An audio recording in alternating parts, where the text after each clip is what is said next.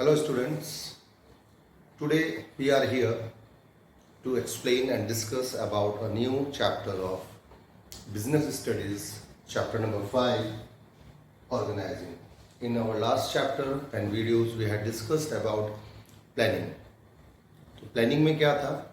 Whenever we want to start any business, first we have to plan. Now everything whatever you have studied in planning, that is done. After planning, what is the next step that a management has to take? That means planning करने के बाद अगला step क्या होता है एक management का. So next step जो होती है आपकी वो है ऑर्गेनाइजिंग. ऑर्गेनाइजिंग बेसिकली क्या मतलब है? Organising means to organise the things. अब क्या ऑर्गेनाइज करेंगे? In planning we have plan for the future कि हमें क्या करना है. उसके लिए हमने प्लान बनाई, long term plan, short term plan, अलग अलग तरह की प्लान बनाई. प्लान फ्यूचरिस्टिक होती हैं. अब उनको ऑर्गेनाइज करना है. So organising means designing the role of to be filled by suitability by skilled people and defining the interrelationship between these roles. अब हमें ये सोचना है कि हम जो ऑर्गेनाइजेशन या जो बिजनेस शुरू करेंगे उस बिजनेस में हमें किस पोस्ट पे रखना है, कौन कौन सी पोस्ट होंगी, कौन कौन सी वैकेंसीज होंगी. अभी हमने सिलेक्शन नहीं किया बट एक पोस्ट होगी उस काम को संभालने के लिए. फॉर एग्जांपल कि भाई हमारे पास प्रोडक्शन मैनेजर होगा या हमारे पास सेल्स मैनेजर होगा या हमारे पास फोरमैन होंगे, कितने मैनेजर होंगे, कितना कौन क्या काम करेगा, ये हमें डिफाइन करना है. Means we have to design the post. और उन पोस्ट के लिए हमें स्किल लोगों को देखना है, ये भी सोचना है हमें ऑर्गेनाइजिंग में.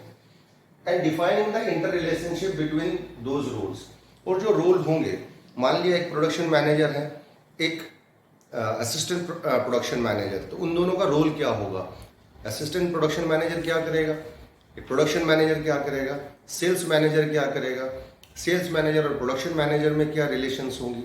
इन सभी को डिस्कस करते हुए, सोचते हुए हमें एक तरह की ऑर्गेनाइज करना है. सो एम क्या होता है ऑर्गेनाइजिंग का? To enable the people to work together for a common purpose. जो भी हम ऑर्गेनाइजेशन में कर रहे हैं वो ऑर्गेनाइजिंग क्यों कर रहे हैं? ताकि हम ऑर्गेनाइजेशन का आगे का इंक्रीज कर सकें, उनका जो हमने एम किया प्लानिंग में उसका फुलफिल कर सकें. What are the steps of organising? Organising में हमें क्या क्या करना है? जब ऑर्गेनाइज कर रहे हैं किसी चीज को तो सबसे पहले हमें क्या सोचना है कि काम क्या क्या होंगे हमारे ऑर्गेनाइजेशन में. हम जो बिजनेस करेंगे उनमें कौन कौन से काम होंगे. सपोज किसी ने विचार किया कि हम एक चिप्स बनाने की एक फैक्ट्री लगाते हैं, तो उसमें प्रोडक्शन भी होगा, उसमें सेल्स भी होगा, उसमें फाइनेंस का भी कोई देखेगा, मार्केटिंग भी देखेगा, एडवर्टीजमेंट का भी देखेगा. ये हर चीज़ों को देखने के लिए, उसको काम को संभालने के लिए अलग अलग पोस्ट्स होंगी. तो हमें आइडेंटिफाई करना है कौन कौन सी वो वर्क है एंड डिवीजन ऑफ वर्क. और काम को हम फिर डिवाइड कर दें कि एक ये काम होगा. जितने भी काम उस ऑर्गेनाइजेशन में होते हैं उन काम को हम डिफाइन कर दें और उनको डिवाइड कर दें. तो ये पहला स्टेप है ऑर्गेनाइजिंग में.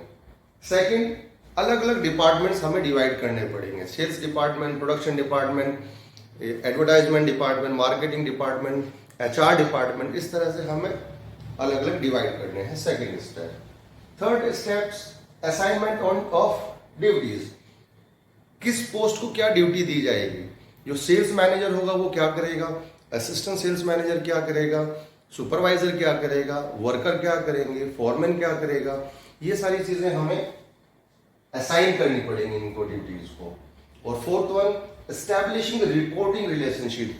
यहाँ पर जरूरी है कि कौन किसको रिपोर्ट करेगा, कौन किसको ऑर्डर देगा, कौन बॉस है, कौन उसके जूनियर है.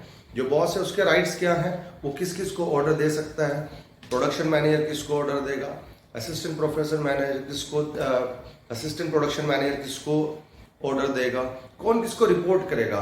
मैंने कोई काम कर लिया, अब मैं किसको बताऊं कि मैंने वो काम कर लिया है या कुछ परेशानी है, तो कैसे उसको डिफाइन करें. तो हमें एक रिपोर्टिंग रिलेशनशिप भी उसमें इस्टेब्लिश करनी पड़ेगी. सो ये हो गए आपके चारों steps organising process. Now next is importance of organising. क्यों करनी चाहिए किसी भी ऑर्गेनाइजेशन को, किसी भी मैनेजमेंट को ये ऑर्गेनाइजिंग प्रोसेस क्यों करना चाहिए, क्या इंपॉर्टेंस है इसका? पहला इंपॉर्टेंस है बेनिफिट्स ऑफ स्पेशलाइजेशन। जब हम इसमें अलग अलग पोस्ट डिफाइन करेंगे, उन पोस्ट पर काम करने वाले लोग क्योंकि वो एक ही काम को करेंगे, इससे उनके अंदर स्पेशलाइजेशन आता है और वो उसमें स्पेशलिस्ट हो जाते हैं। तो पहला फायदा है इसमें benefits of specialisation. The second one is clarity in working relationship to whom we have to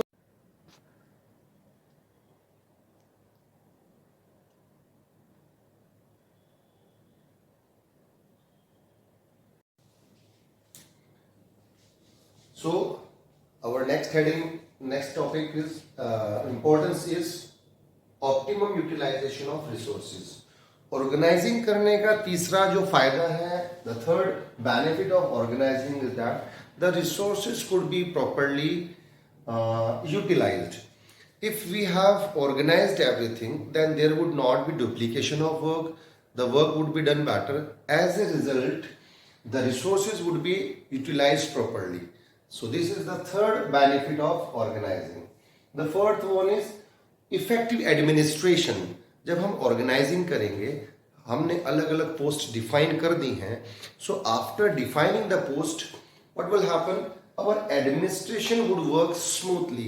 किसको ऑर्डर देना है, कौन बॉस है, कौन जूनियर है, जो हमारा स्केलर चेन बताया हमारा फेवल ने, उसको फॉलो किया जाता है।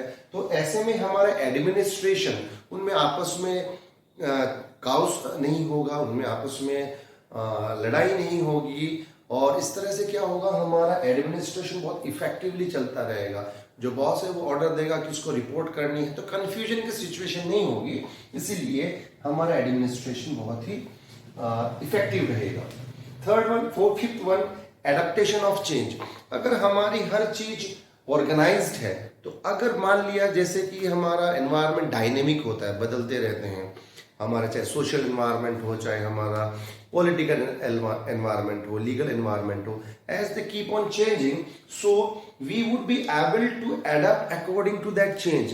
There will be no hustle bustle that we have what we have to do, we don't have to think, because everything is properly organized in our organization. Then the sixth one is development of the personals. Those people who are working on different posts, as they are repeatedly doing those work, they have become specialized in their work. So उनके specialisation आने की वजह से उनका development होगा, उनकी growth होगी, और आगे जाकर वो बेटर मैनेजर्स और बेटर वर्कर्स और बेटर पोस्ट हासिल कर सकते हैं। इस तरह से हमारे जो वर्कर्स होगा, हर चीज ऑर्गेनाइज्ड होगी, एक अच्छे ऑर्गेनाइज्ड ऑर्गेनाइजेशन में काम करने वाले वर्कर्स, मैनेजर्स, उनकी ग्रोथ होती है, उनका बेटरमेंट होता है, और इस तरह से एक्सपेंशन एंड ग्रोथ। जब हर चीज ऑर्गेनाइज्ड होगी, हमारा स्पेशलाइज्ड होगा, हमारा यूटिलाइजेशन का रिसोर्सेज होगा, एडमिनिस्ट्रेशन हमारा इफेक्टिव होगा, कोई भी चेंज अगर होता है एनवायरनमेंट में तो हम उसके हिसाब से अडॉप्ट कर सकते हैं, हम हमारी जो वर्कर्स हैं उनका डेवलपमेंट होगा। इस तरह का ऑर्गेनाइजेशन आगे भविष्य में ग्रोथ कर सकता है और करता है।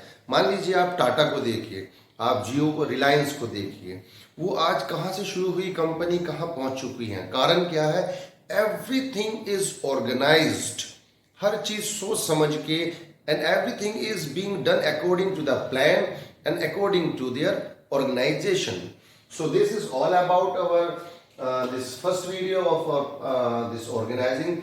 In our next video we will study about some limitations of organizing. Thank you.